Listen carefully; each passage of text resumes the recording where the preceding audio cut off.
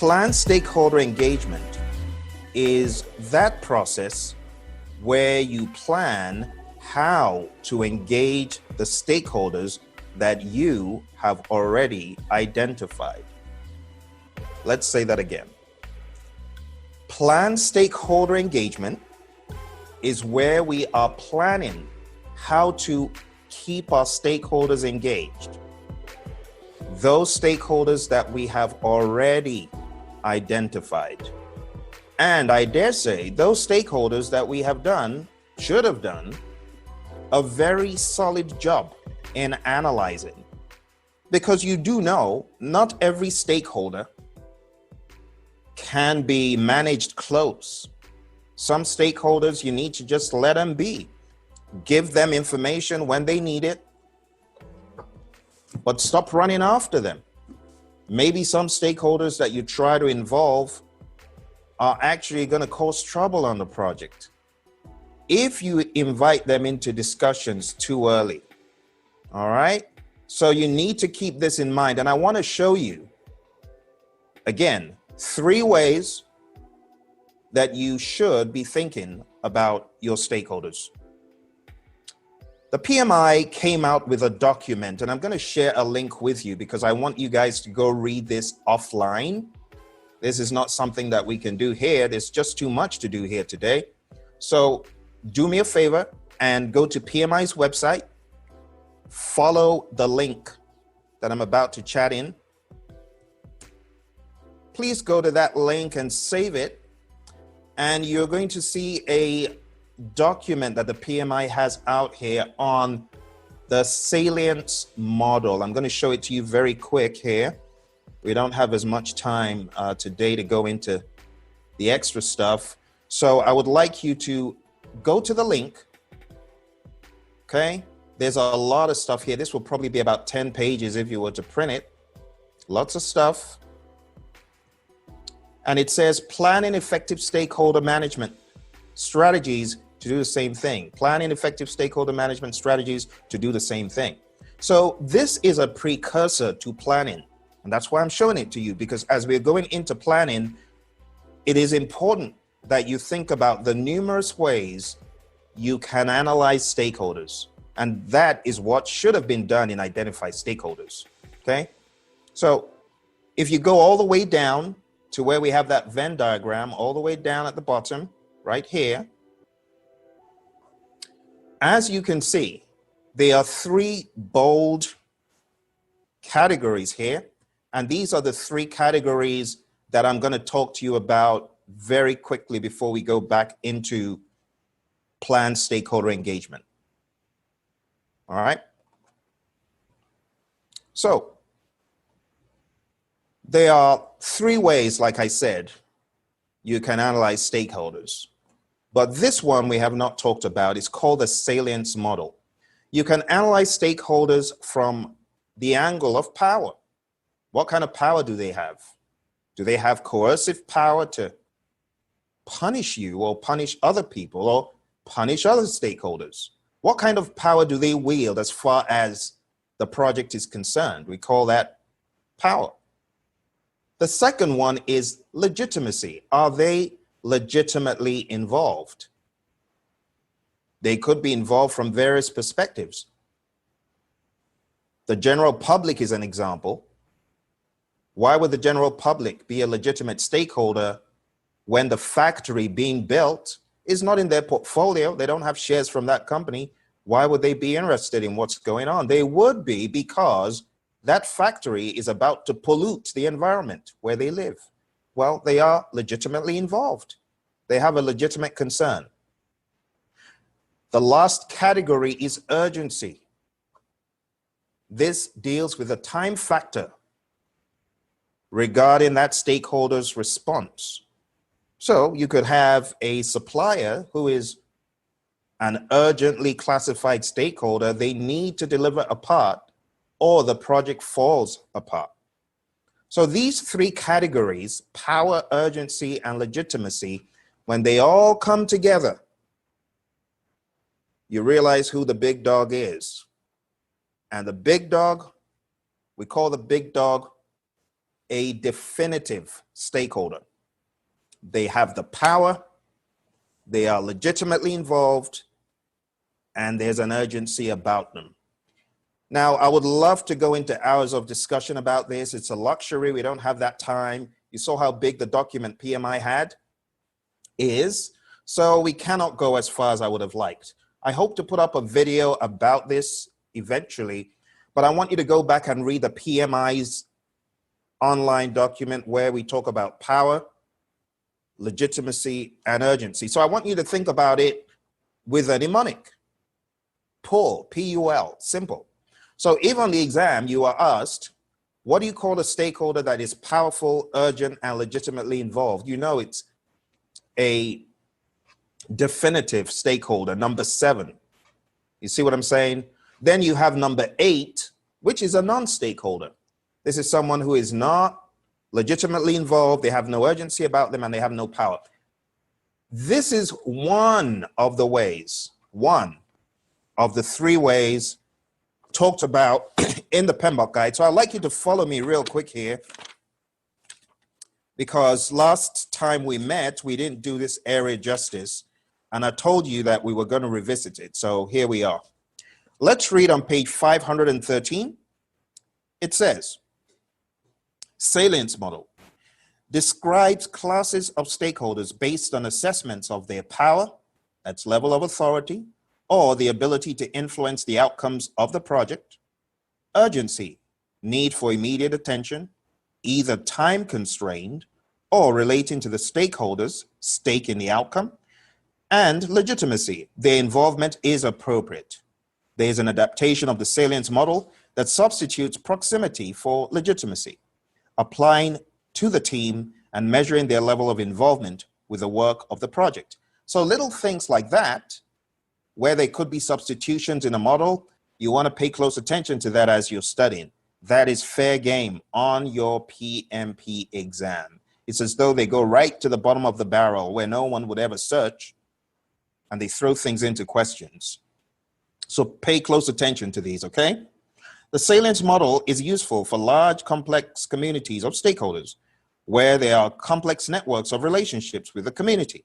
It is also useful in determining the relative importance of the identified stakeholders. So it could be a web of multiplicity. Think about a case where such a company, as I talked about, is building a factory near you. You would be concerned, especially if you know they are heavy polluters of the air, pumping up smoke into the atmosphere. You would be. So if the environmentalists get involved and they start marching around the town, they're legitimately involved. You see, they are stakeholders as well.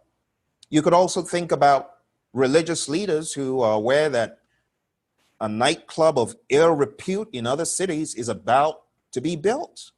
Again, religious leaders, those are people we need to think about, that they may have some power over the general public, over other stakeholders. So there's a web of multiplicity where we talk about Salience model. It's a very interesting topic, and I would urge you to take a look at that document, both for your practitioner curiosity and the PMP exam. But like I said, what I would expect if this is mentioned on the exam is understanding what exactly the 3 components of the Salience model are: power, urgency, and legitimacy, okay? I wish I could talk about it more, but we're short of time.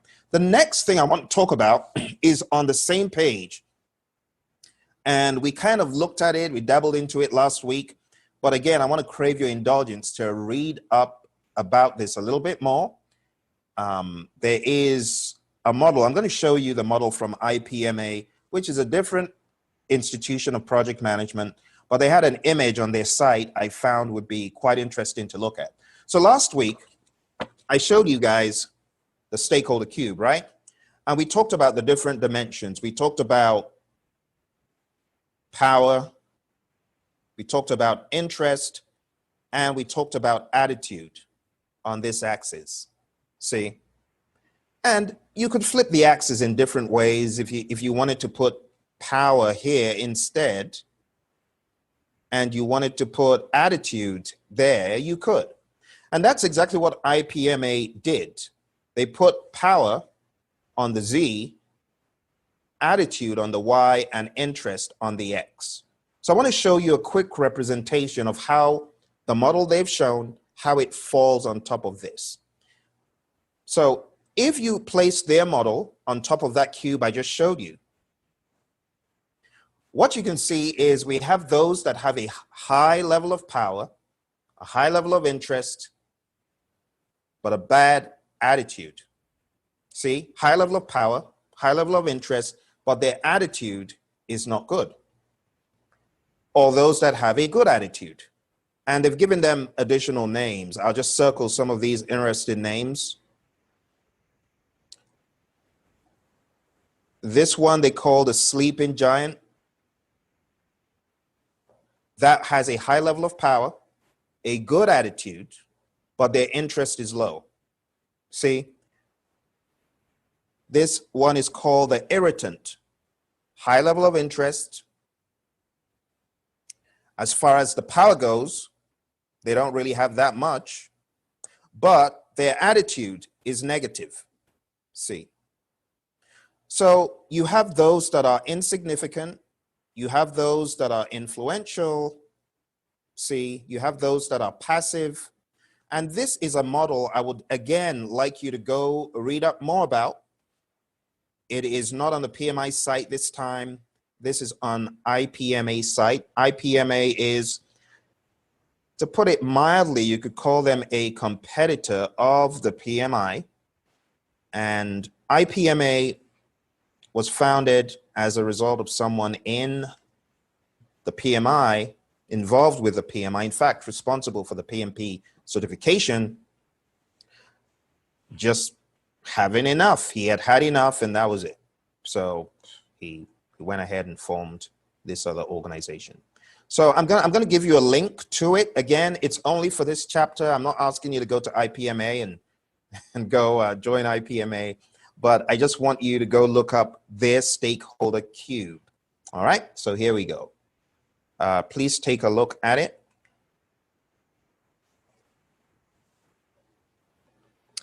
And I'll just show you the image of IPMA's site so you know you're on the right track when you get there.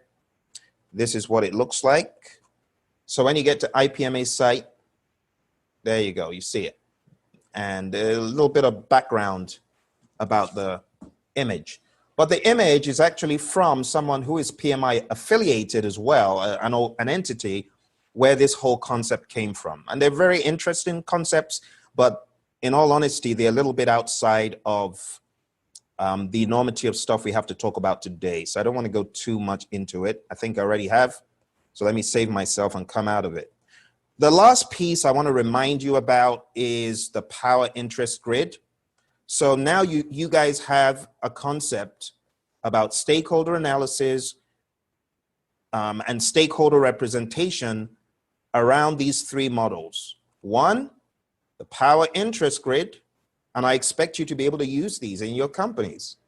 You should be able to draw out a power interest grid, have a wholesome conversation with your team members about who has a high level of power. Why do you say so? What about a high level of interest? Or you could also say, who has a high level of not necessarily power on the org chart, but who is influential? So you could have influence impact grid as well. I also want to point your attention to something you should read under identify stakeholders. Let me just give you the pages to focus on. This is under data representation. Again, it's on page 512. And under power interest grid, you see they also mentioned power influence grid or impact influence grid. Each of these techniques supports a grouping of stakeholders according to their level of authority, power. But bear in mind, power is not influence. There's a difference. Authority, what you are conferred, you're given the power to do something. Level of concern about the project's outcomes, interest, ability to influence the outcomes of the project. That's really what leadership is. Leadership isn't about power, you see, it's about influence.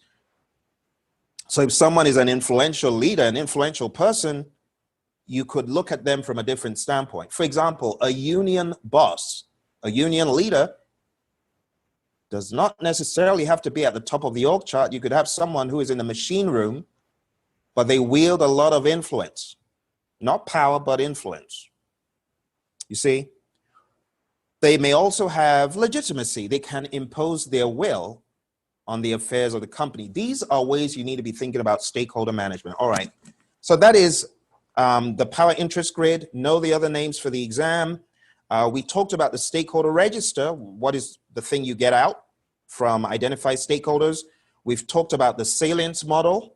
Just be familiar with it. Don't sweat it. Don't go crazy over it. Remember, I'm not guaranteeing it's going to come out, but it is good to understand at a high level, okay?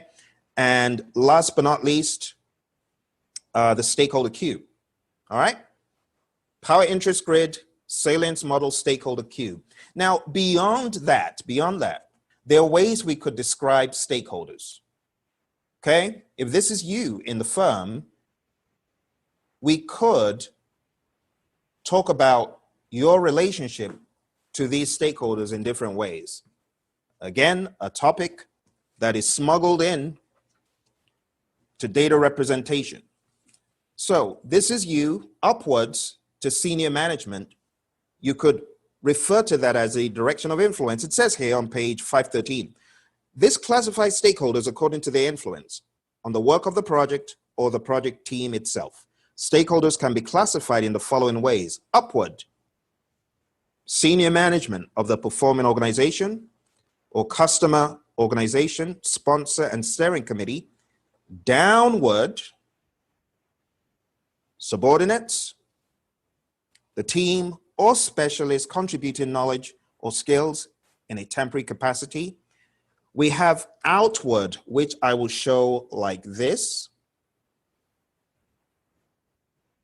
And outward is to stakeholder groups and their representatives outside the project team, such as suppliers, government departments, the public end users, regulators. And we have your peers on either side. And these are ways you can classify these directions, okay? We also have one that is called sidewards. So when we say peers or across, we're talking about sidewards. It says, those who collaborate with the project manager in sharing resources or information. So when we talk about peers, you got to remember that this is sidewards, whether it's going to that angle or that angle, okay? Management is up, subordinates down, temporary teams down, and this will just help you understand better what PMI is talking about on the exam. Last but not least, we have prioritization. Prioritizing stakeholders may be necessary for projects with a large number of stakeholders, where the membership of the stakeholder community is changing frequently, or when the relationships between stakeholders and the project team or within the stakeholder community are complex. So, again, page 512 and 513, okay? Now we have caught up and 20 minutes have gone. So if you have questions, I'm going to ask that you hold your fire. I will take them at the end, but for now we need to get done with content. So let's jump into our major process for today. As usual, I show you this every week or every session, and right now we're moving the needle actually from where it's showing here and advancing to the next process.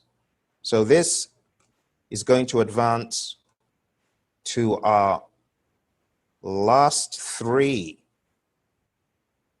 What a scary looking image. How far we've come. It will look scary to some, but you guys were part of it. You are all part of it. All right.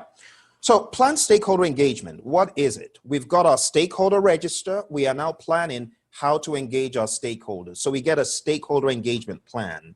Planned stakeholder engagement is the process of developing approaches to involve project stakeholders based on their needs, their expectations, their interests, and potential impact on the project, The key benefit is that it provides an actionable plan to interact effectively with stakeholders. This process is performed periodically throughout the project as needed. What you need to remember is stakeholders change. They do not stay the same. As a result, you will find yourself analyzing stakeholders throughout the project, planning for those new stakeholders throughout the project, and so on. An effective plan that recognizes the diverse information needs of project stakeholders is developed early in the project lifecycle and is reviewed and updated regularly as the stakeholder community changes. Now, that is a very big statement because people get confused when they take a look at the inputs to identify stakeholders. So if we say, this is identify stakeholders here, and this is plan stakeholder engagement, I'll just call it PSE, plan stakeholder engagement has a feedback loop. And that feedback loop contains your stakeholder engagement plan. See? Your stakeholder engagement plan, even though created in plan stakeholder engagement, is going to be a feedback loop into identify stakeholders in the next iteration of stakeholder identification. And that is exactly what they're saying. An effective plan that recognizes the diverse information needs of project stakeholders is developed early and updated regularly. It is updated and it is used in the identification of stakeholders. Let's take a quick read. Again, this is one of those chapters where we are going to be going in and out of chapters. So you want to stay with me real close on this one, okay? So we're going to 13.1 again to plan stakeholder, no, I beg your pardon, identify stakeholders. But we're going to talk about how planned stakeholder engagement is relevant to this process. So let's take a look at page 509. It says, the project management plan is not available when initially identifying stakeholders. However, once it has been developed, the project management plan components include 1, communications management plan. Communications and stakeholder engagement are strongly linked. Hold on to that thought. Information included in the communications management plan is a source of knowledge about the project stakeholders. The stakeholder engagement plan, it says, the stakeholder engagement plan identifies the management strategies and actions required to effectively engage stakeholders. So I don't see it as a surprise if you got such a plan and you're identifying stakeholders in an iterative fashion. Of course you should use your stakeholder engagement plan. It just makes sense. Use everything you've got. Perhaps the way you engage stakeholders is linked to the way you identify them. If you identify stakeholders by using other stakeholders' knowledge and awareness to get them involved, well, you're setting yourself up for success right from the get-go. So the stakeholder engagement plan, I really want to make it clear that this is not used only from planning forward. No, you would use it even in initiating as an input. You got to keep these things in focus. All right, so let's take a look at what we've got here. The inputs to plan stakeholder engagement. We got the project charter, and if you're following me on page 509, it says the project charter identifies the key stakeholder list. Wrong page, I beg your pardon. That is not the correct reference. Let's go to page 518. So this is one of those that I think may have been updated somewhat, but let's read. Here's the relevance. It says, the project charter contains information on the purpose, objectives, and success criteria that can be taken into consideration when planning how to engage stakeholders. That's page 518. And I think this actually bears some repeating. So the reason why I am very particular about correcting the relevance is because you could get a question wrong if you choose the wrong relevance. So the project charter is an input to identify stakeholders for a totally different reason than it is for planned stakeholder engagement. You get what I'm saying? So for identify stakeholders, we have the project charter because it contains a stakeholder list. But here we have the project charter as an input for other reasons. It says here, the project charter contains information on the project purpose, objectives, and success criteria. You see, the success criteria that can be taken into consideration when planning how to engage stakeholders. So if you know the success criteria that is tied to a stakeholder, that could be a way you engage them, you see. So all of these things are for a purpose. This is not random. It is very deliberate when the PMI puts this stuff in here. All right, so page 518, I hope you're following along. The next thing we have is the project management plan. And it says here we have the resource management plan, the communications management plan, the risk management plan that we could consider for different reasons. But I don't want to get into those reasons just at this time. It's stuff you guys could read up. We have one that is conspicuously absent, and that is project documents. So I'm just going to read it for you. This has a little bit of a omission here, but let's follow in the PMBOK guide just to get an idea. So project documents, the most important project document in this process is the stakeholder register. So the stakeholder register, that contains your list of project stakeholders, including additional classification data and other information. In fact, to be honest, I find that on page 519 to be a little bit of bad language. We shouldn't call it a list anymore. It's a register. It's different from what came from the project charter, okay? So as you guys get deeper into this stuff, your eyes will be open up when you're reading this, and your eyes will be so open, you'll wonder, why did PMI say that? Why are you calling it a list? It's a register. Call it what it is. Don't confuse people, you see. So the stakeholder register is the major document that's going to help you here. It has all the analysis and stuff in it.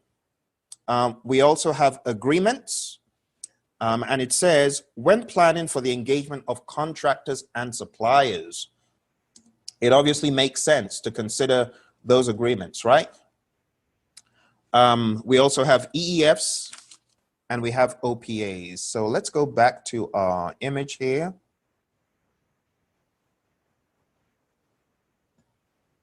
And this time I'm going to show you the much larger map, which is more consistent with what has been corrected across the board. So let's use this. All right. So we've covered project charter, project management plan, project documents. We have agreements, which we covered, EFs and OPAs. A lot of people forget that their sellers or vendors are also stakeholders. So these are some of the people we're considering here. All right, let's move into the tools and techniques. Under the tools and techniques, we have expert judgment, we have data gathering, benchmarking. And when they mention benchmarking here, honestly, it's a bit of a stretch. But what PMI is trying to say is the way stakeholders were managed, the way stakeholders' engagement, rather, was managed on a previous project in a previous circumstance could be used as a benchmark. It could. So especially in communal projects, the way the community was handled on a previous project, it could be a basis, but it's not every single project that fits this appropriate use of the term benchmarking. Let's read. And it says under data gathering,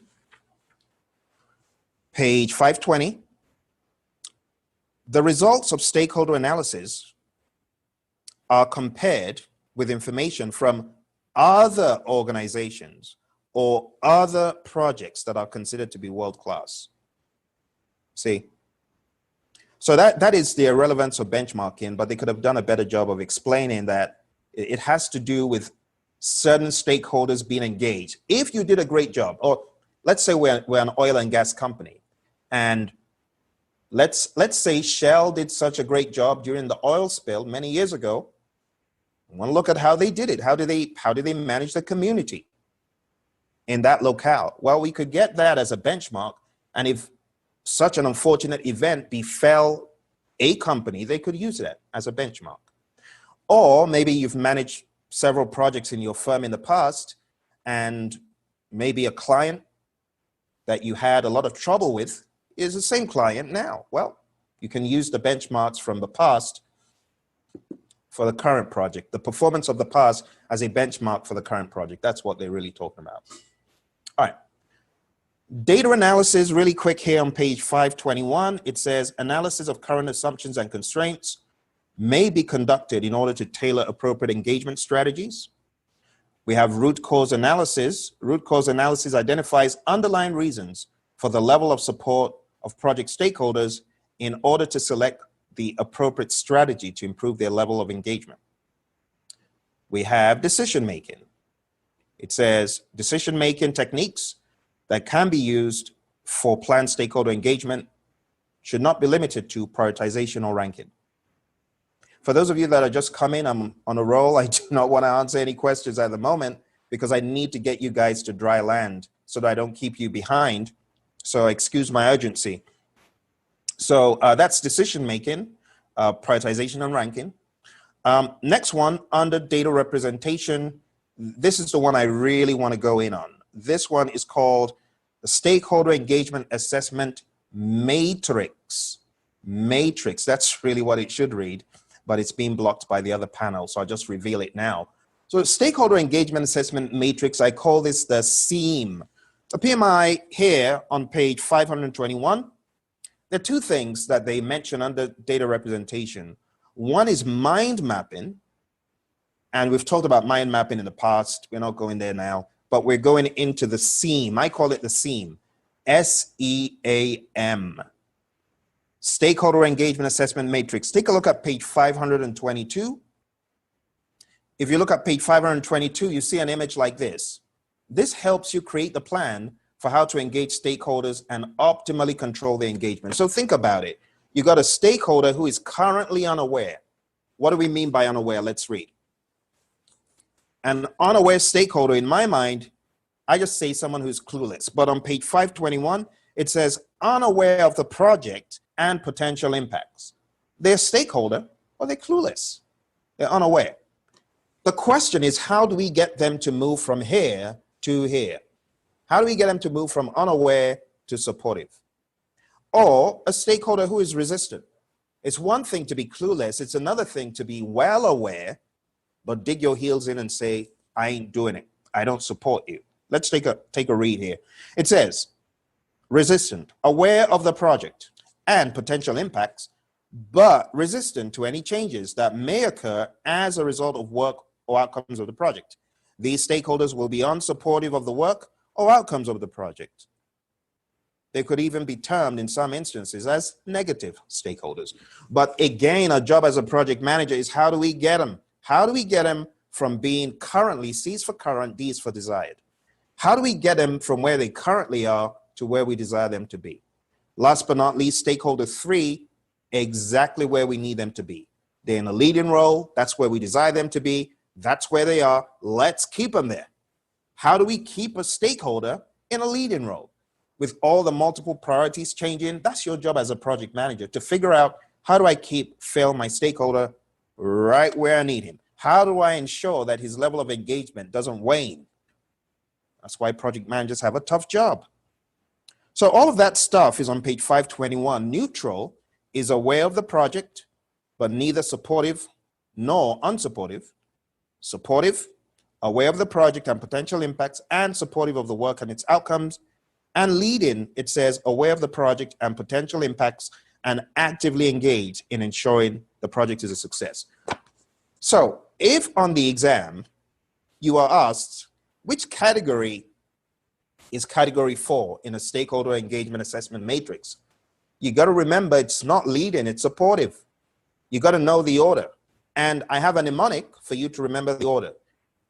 It's a little bit of a funny mnemonic, but it's a play on words. Earns less, but earns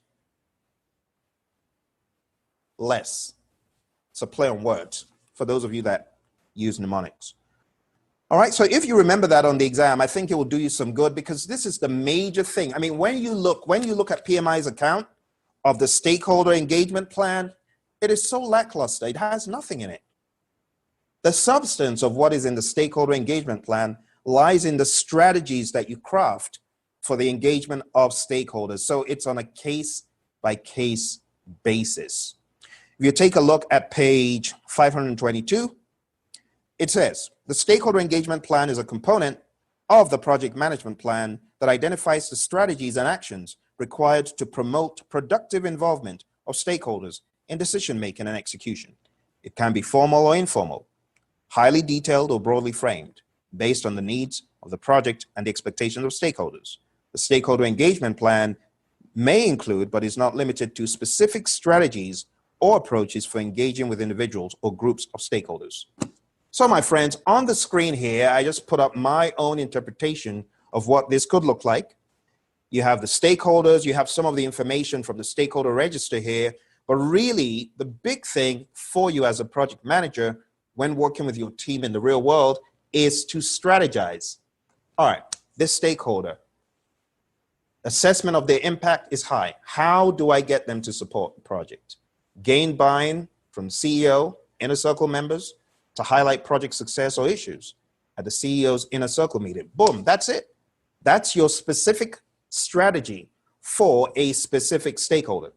And that's why the PMI, they don't have so much stuff in this, because their thoughts are probably, well, it differs on a case-by-case basis. All right, great. So in closing this section, my friends, I'd like you to take a shot at this one. I'll give you a minute and then we'll move on. Go for it.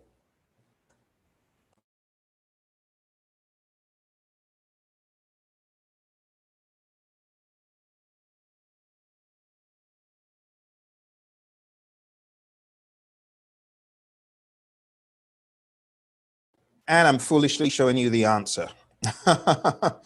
Well, how convenient. Let's see if I can do that again the proper way with whatever is left of this quiz. And I do apologize for that. That was not intentional. I know I'm extremely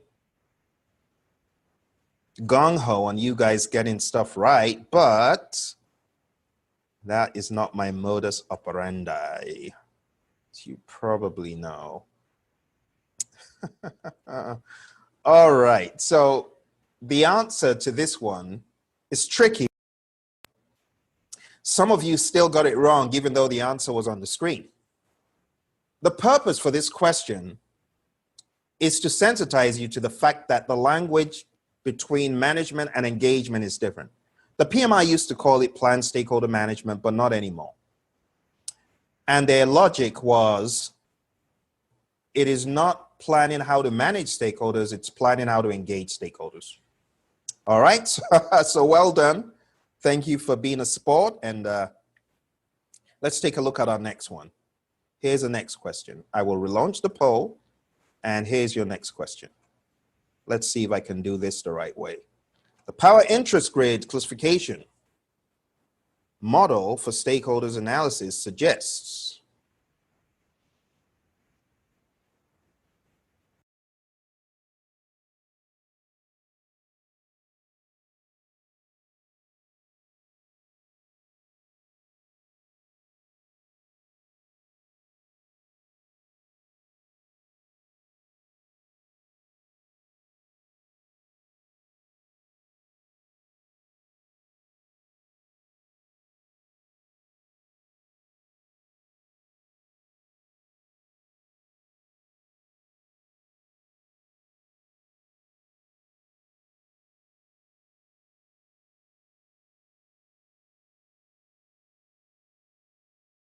all right, my friends, 6 seconds left. 5, 4, 3, 2.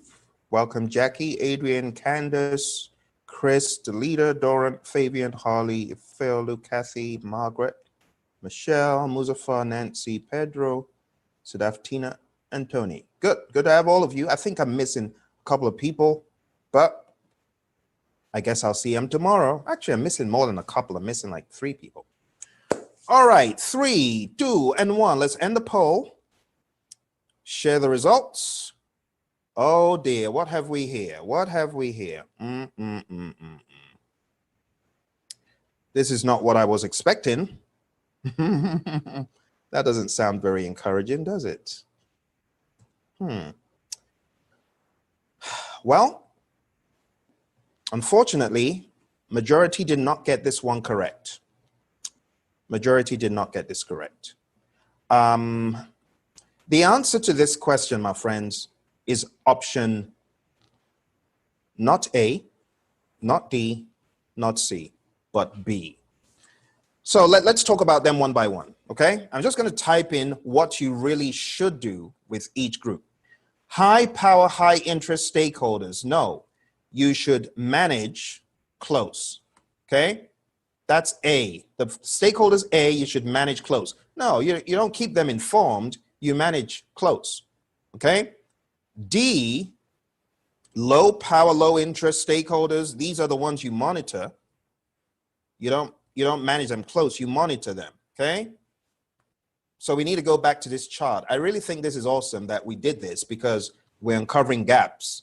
See, and things like this, they come back to bite us on the exam. So this is actually a good exercise. All right, C, low power and high interest stakeholders. These are the ones that we keep informed. And for option B, you keep these guys satisfied. Keep the guys and girls here satisfied. That should be your strategy, my friends. So let me show you one more time. Let's go down memory lane. I'm going to show you that power interest grid. It is important that you read it. It's not in the PMBOK guide, but in our essentials book. Oh my goodness, is that the time? Really? My, oh my. Time is flying. Page 472. Okay, 472. And you know what? This will actually be a good little exercise for you. You can quiz yourself. You know, on page 474, we've got a, what do I call it? We've got this, this one right here, which could be, you see that? The grid. You could actually do a little exercise with that grid and just try to put these terms in.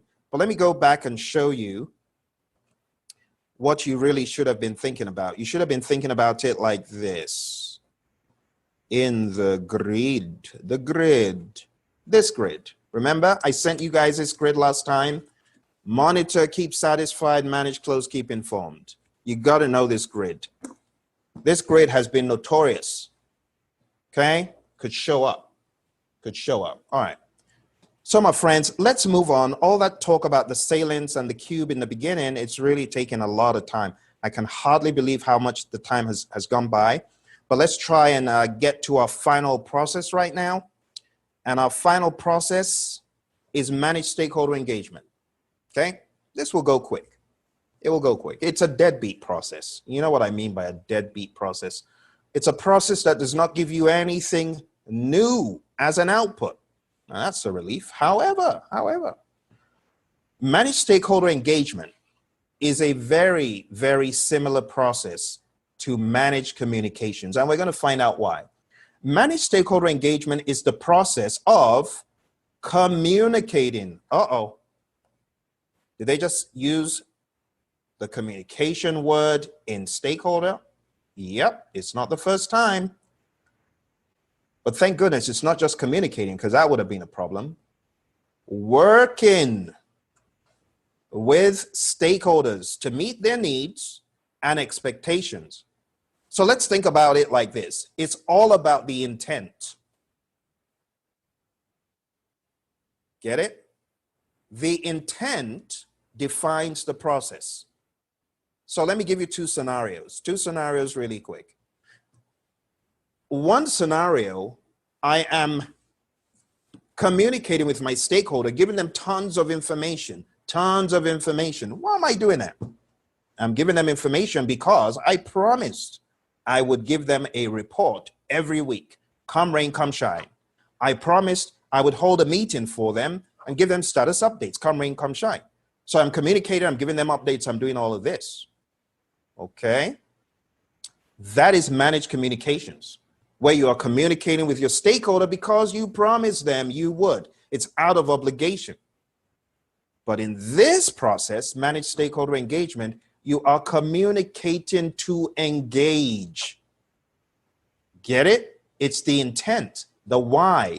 Now, there could be a superimposition. You are communicating to share information that you promise, but at the same time, you're also doing it strategically to engage your stakeholder. You see, a lot of project managers, they do not intentionally engage stakeholders. They just send out information. But when you're doing it with an intent to engage, you follow up by ensuring they understood, they listened, they read, and you work with the stakeholder to keep them engaged. That's the difference. They both involve communication. One is an intent to satisfy a plan, satisfy a contract, to provide a report. The other is smarts, because you know that report is also going to be an engagement point.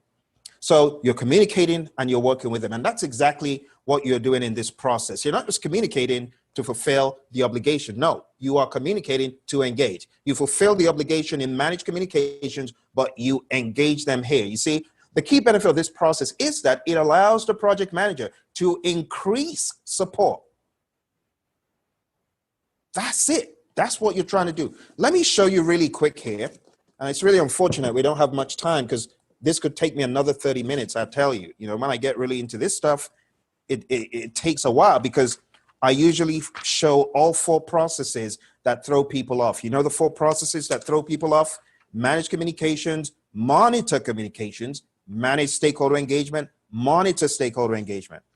It has people scratching their heads. So I usually do all 4, but not to worry. I've got videos on YouTube. If you search difference between managed communications, monitor communications, they'll come up with my stuff. Manage stakeholder engagement, monitor communications. Not very many people have explained it to this degree. So let's go to, I want to show you, you don't have to go there. I'll read it to you. I'm going to read the key benefit of managed communications to you, just so you get it. The key benefit of managed communications is that it enables an efficient and effective information flow. People could get information and not act on it. People could get information and not be bothered. So what is missing? Working with the stakeholder, you see? So this is really the main part of this process that I want you to get. If you know what you're doing and the intent, the rest is easy. See? So the key benefit of this process is not information flow. No. This one is that it allows the project manager to increase support, minimize resistance. In other words, you're acting as a risk manager to increase the benefits of that stakeholder's involvement. That's what it's all about. And you're trying to minimize their resistance. You're trying to neutralize the risk of them not supporting you. See that? So managing stakeholder engagement helps to ensure that stakeholders clearly understand the project, the goals, the objective, the benefits, the risks of the project, as well as how their contribution will enhance project success. If people don't know how much they could influence the project by getting involved, then they ain't going to get involved. So you're going to have to move them, move the heart. That's what it's all about, okay? I called it a deadbeat process because there's really nothing unique from it. If we take a look at this breakdown, it's lackluster. It doesn't have really anything unique except one thing. You might want to mark this down. This is the only unique thing about this process. The only unique thing about it is ground rules. That is the only thing, ground rules. So let's go to a more elaborate breakdown where this is displayed properly. So the inputs, your project management plan, but look, in your project management plan, you've got the communications management plan and you've got the stakeholder engagement plan. You need these 2 things. You have these 2, you're good. Everything else is gravy. Okay? When you engage stakeholders, stakeholders want to know, what did you do with my change request? Did you do it? What about the issue that I brought up last week? You do it? If you've learned any lessons from the past about engaging stakeholders, then it would make sense to use this. Also, stakeholders sometimes, they like to know which lessons you have learned, and that keeps them engaged. So there are many multiple purposes of these inputs. What about the stakeholder register? Well, that has the names of the people, the entities that you're trying to engage. See? The only unique thing here that you have not seen previously, ground rules. Everything else is same old, same old. We use communication skills, feedback, to understand our stakeholders better, to give them feedback, to understand them. But this is not feedback with an intent to improve. This is not the improvement landmark in stakeholder engagement. That's in the process for Monday. We'll talk about that on Monday. But for this is where we are doing. We're not checking, we're just doing. So this is our doing process, okay? Interpersonal skills, conflict management, there could be conflict between stakeholders, cultural awareness, being aware of cultures to engage your stakeholders. You know, there's usually a video I show my students when I do this elaborate leadership class, and there was a stakeholder from somewhere in Asia where eel is a very, very big meal. It's a big do. So part of the culture previously had been to take the stakeholder to go and have some eel sushi and all that. And this new project manager was so ignorant, totally oblivious to the culture, and refused to take the stakeholder out to have eel. And the stakeholder said, okay, then I'm pulling the project. I'm not doing it. I'm not working with you anymore. So we need to be culturally competent. Or you go to a country where negotiating is a big deal, and you don't want to negotiate even just to be a sport, culturally inept, culturally inept. So there is a term that is used when we talk about this, and it's called being ethnocentric. We don't want to be ethnocentric. We want to understand cultures where we are. You get what I mean? We want to understand cultures. We want to blend in. We want to respect that. And we want our stakeholders to feel it. All right. Almost done. Almost done. Taking a look at the outputs, we have change requests, which we've seen a dozen times. Project management plan updates. You're going to update your communications management plan, as you can see. You could update your stakeholder engagement plan as a result of this process based on feedback that you get. And things you observe. And of course, we have updates to these documents. All right. So before you guys zoom off, because I know it's Friday, there's stuff to be done, why don't you take a shot at this? And, oh, there we go again. There we go again. This is not working today, is it? This is not working. I have shared the answer for the second time in a row. Oh dear. Oh dear, oh dear. Okay. I wish I had another magic trick up my sleeve to give you a second question. Let's see. Let's see if I can do this properly. Hopefully this time everyone will get it right though, because last time I did this, we had an issue, didn't we? All right, here's your next question. And here is your poll. Let us relaunch. And there you go. I'll give you a quick minute and we'll be out of here in no time.